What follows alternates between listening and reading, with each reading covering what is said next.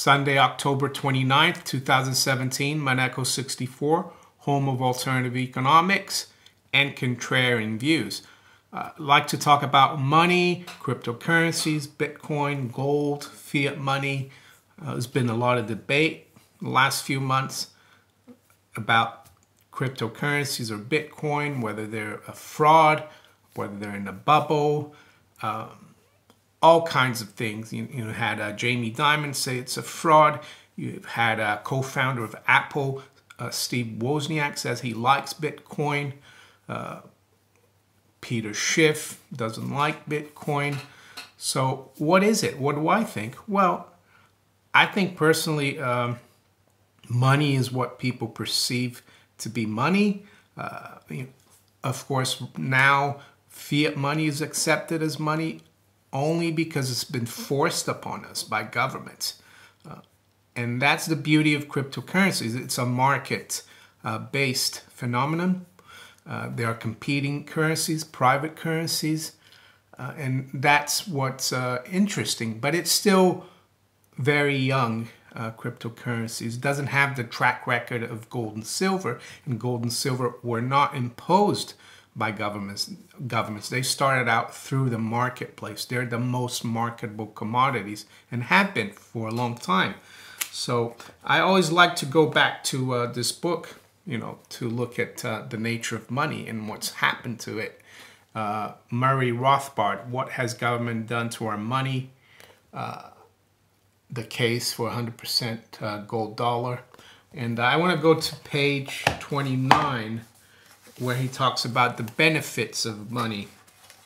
He says, many textbooks say that money has several functions: a medium of exchange, unit of account, measure of value, a store of value, divisibility as well. He doesn't say it here, but he says etc. But he says, but it should be clear that all these functions are simply corollaries of the one great function, the medium of exchange. And I agree with him, because it allows individuals in a modern specialized economy to indirectly exchange their labors, their ideas, anything that create values. Money allows you to exchange it for something else that you don't have. That's what it's all about. And he goes on to say, because gold is a general medium, it is most marketable. And he's right about that. It's the commodity gold and silver, I would say. He hasn't talked about silver here, but they're the commodities that everyone would accept for anything else. That's why they became money. And they have all the other qualities as well. And he goes on to say, because gold, it can be stored to serve as a medium in the future as well as the present, and all prices are expressed in its terms. So, for example, you're metal detecting, and you come onto something and you dig it up, and it's a coin, old Roman coin, gold coin from 2,000 years ago. Still good. It's still exchangeable. You will get the fiat money for it, or if we didn't have fiat money, you'd be able to exchange it for other valuable things. So gold and silver have that track record. Gold especially is basically indestructible. It can be destroyed it can be melted down, but it can't. You dig it out and it's still good. It doesn't rot, doesn't corrode. So it has that 5,000 year history, and so does silver. Bitcoin and cryptocurrencies have only been around for about a decade, and there are questions whether in extreme circumstances we'd be able to access those cryptocurrencies. But I think longer term, it's possible that 200 years from now, Bitcoin and cryptocurrencies will still be around, especially in a highly digital world. People will be more, you know, younger people, I would say, are more prone to use digital currencies. They're more into the technology, of course, and older people not as much. But I would say nowadays it's still very localized. Not, you talk to people in the street about Bitcoin, very few people know about it, or cryptocurrencies. They'll say, what the hell is that? Cryptocurrencies. So what else? Well, the other thing as well, a lot of people say, oh, you can't have private money. You know, government has to issue the currency. You can't trust individuals. But I beg to differ as well. And I'll go to page 34 on this book by Murray Rothbard. And he talks about private coinage. And I read from it and I quote, the idea of private coinage seems so strange today that it is worth examining carefully. We are used to thinking of coinage as a necessity of sovereignty. Yet, after all, we are not wedded to a royal prerogative, and it is the American concept that sovereignty rests not in government, but in the people. So, I guess, you know, Bitcoin and cryptocurrencies fit that bill of private coinage, even though they're not, you can't hold them, they are digital. Just saw an article on Zero Hedge. It says how many barrels of oil are needed to mine one Bitcoin. Apparently it's about 20, so it's about 1,080 fiat dollars, the mining cost of Bitcoin. So I guess you could say it's a bit overvalued at near 6,000. I think gold is around 1,050, similar, the cost of mining 1 ounce. So you could say gold is undervalued relative to Bitcoin. We'll have to see though. But what I'm looking at here is the private coinage at the moment. He goes on to say, how would private coinage work? He says, in the same way we have said, as any other business. Each minter would produce whatever size or shape of coin is most pleasing to his customers. The price would be set by the free competition of the market. That's what happens in cryptocurrencies. But a lot of people, he goes on to say, opponents of private coinage charge that fraud would be rampant, would run rampant. Yet the same opponents would trust government to provide the coinage. But if government is to be trusted at all, then surely with private coinage, government could at least be trusted to prevent or punish fraud. Yet he goes on to note that that's the function of government, is to prevent and punish fraud, theft, and other crimes in the free economy. And he goes on to say, but if government cannot apprehend the criminal when private coinage is relied upon, what hope is there for a reliable coinage when the integrity of the private marketplace operators is discarded in favor of a government monopoly of coinage? So am I saying that government should regulate and punish theft and fraud in cryptocurrencies? I don't know. Is it enough that the market itself, the free market cryptocurrency space, does that on its own? I don't know. Those are all important questions.